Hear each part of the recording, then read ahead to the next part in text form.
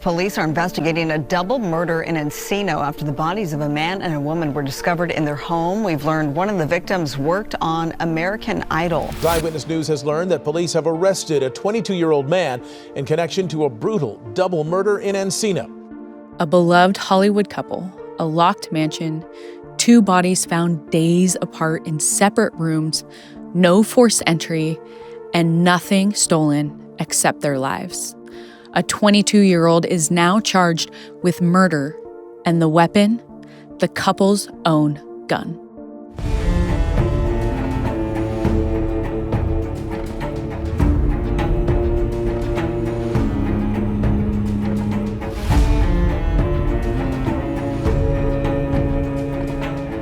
Hi, I'm Katie, a true crime analyst, self-defense instructor, and a fierce advocate for victims. And this is Crime House Daily, your essential true crime companion every weekday, morning and night, powered by PAVE Studios.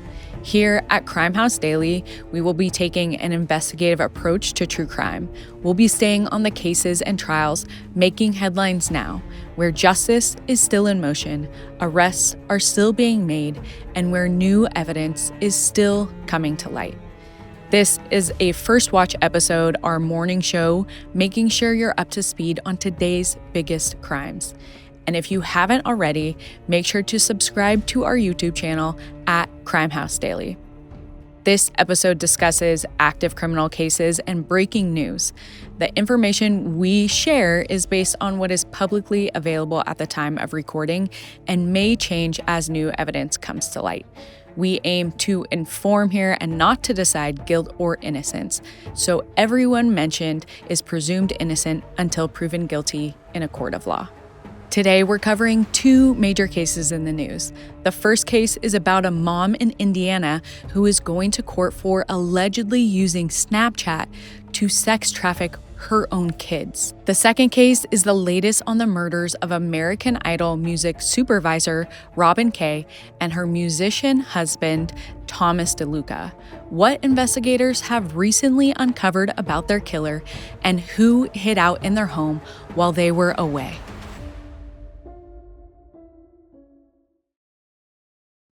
All right, before we get into our two major stories of the day, I want to quickly talk about the insane Netflix documentary I've been watching. It's called Unknown Number, The High School Catfish, which is about a mom named Kendra Licari who cyberbullied her daughter for 2 years using an unknown number. Kendra told her daughter, Lauren, terrible things, like saying she was anorexic and that she needed to kill herself. She also sent messages to Lauren's then boyfriend, Owen McKinney. Lauren and Owen were 13 when they started getting harassed by Kendra. Kendra was arrested in December 2022, and she pleaded guilty to 2 counts of stalking a minor. She got out on parole last August, and she'll be supervised until February 2026. Kendra did an interview with Netflix about why she harassed her daughter over text, and I'm really curious if she decided to do any other interviews. We'll keep you posted as more comes out, and we might do an entire Night Watch episode on this case because it's really sad and disturbing. We're starting out with a shocking case from Indiana where a woman's alleged betrayal has left her family and her community completely shattered. She's been arrested for some pretty awful crimes and is due in court for her next hearing. At the center of it all is 32-year-old Morgan D. Stapp, a mother of 7. As a mom, Morgan should be her children's ultimate protector, but investigators say she's anything but. It all started on November 1st, 2024. That day, police are tipped off to an alarming account on Snapchat, one that's allegedly being used to solicit pornographic photos of children. Snapchat flags the suspicious account and contacts the authorities. They trace the activity back to Morgan, and what they find is beyond disgusting. The details we have now are scarce, but the thing we do know is that Morgan is accused of using Snapchat to sell her own children for sex trafficking. It's a betrayal of trust that's so profound, it's almost impossible to comprehend.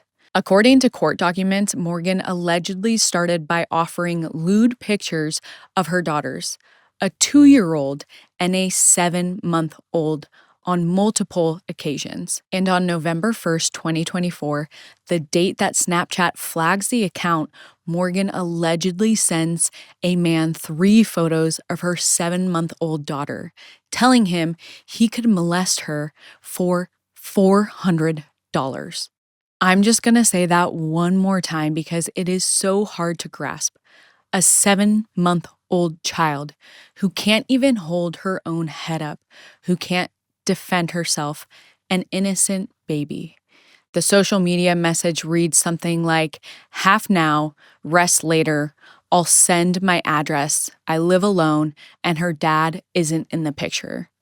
As a side note, sadly, many parents fear their child will be kidnapped into sex trafficking, but the devastating reality is that less than 10% of trafficking cases are kidnappings, and 40 to 50% are family members or caregivers. Thankfully, things didn't progress from there, and 10 days later, on November 11th, 2024, FBI agents show up on Morgan's doorstep on the south side of Indianapolis, Indiana, looking for answers.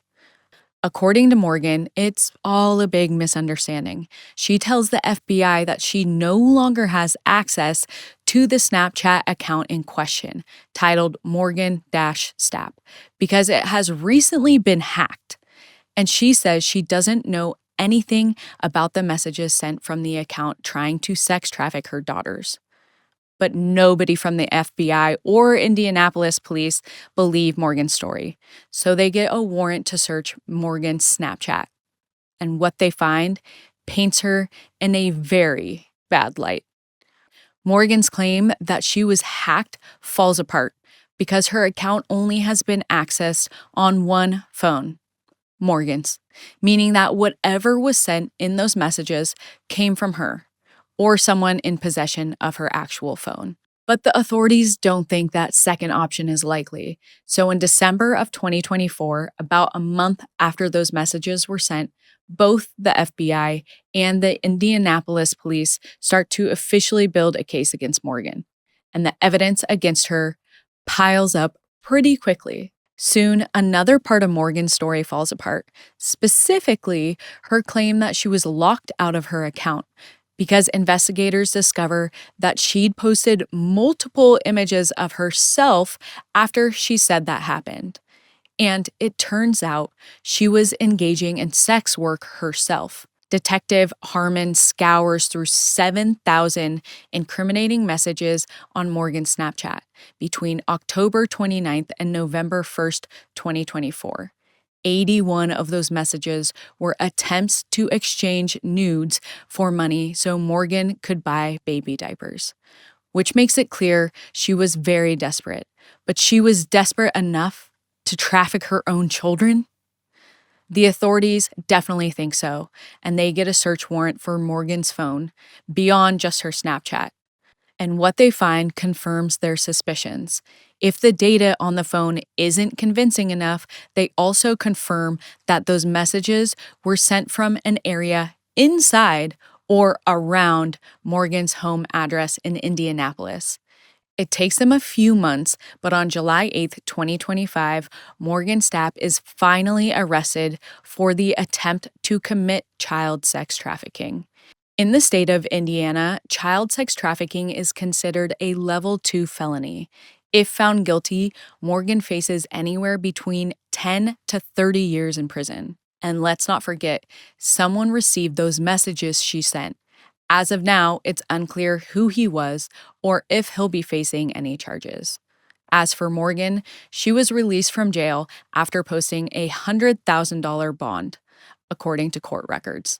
And there's a no contact order between Morgan and her 2 young daughters, which means she's not allowed to have any contact with them at all. For the life of me, I cannot wrap my head around why a mother would ever do something so unimaginable. Was it all about money? A sense of desperation. We're just left with so many questions. But for now, Morgan's attorney isn't answering any of them, and likely won't until this case is resolved. But this case is still in its early stages. There will be more court hearings, more evidence, and hopefully some real clarity as to what led Morgan Stapp down this dark path. And next, we're covering another case that's still developing. It involves two respected figures in the entertainment industry and the ongoing investigation into their murders.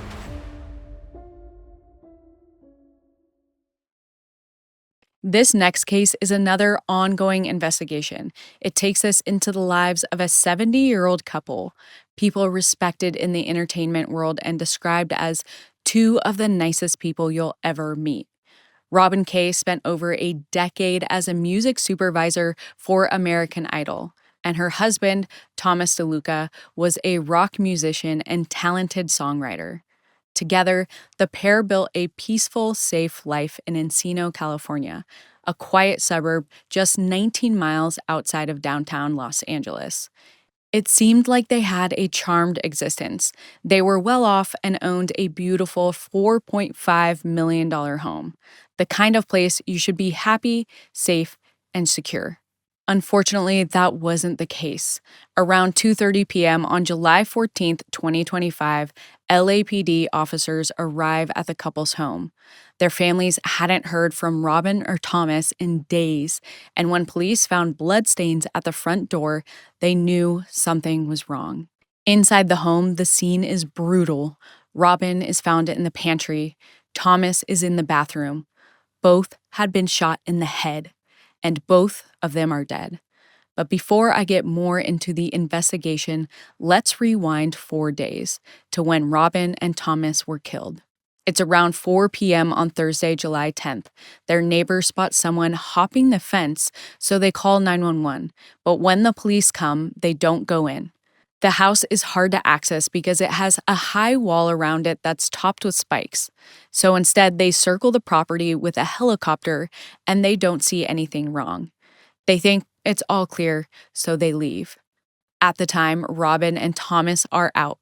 They have no idea that any of this is going on, and by the time they come back 30 minutes later, the police are gone, and the threat is still inside. Investigators believe the suspect was in the house when the couple got home from the store, which makes sense given the fact that the police didn't thoroughly check the place, which means that Robin and Thomas were dead inside their house 4 days before the cops are called again on July 14th. And when they come back, it's not to investigate a robbery, it's a murder case. Because apparently, after the cops cleared the scene from that attempted break-in on July 10th, they got another call just 40 minutes later. And the person on the other end of the line was someone they never expected.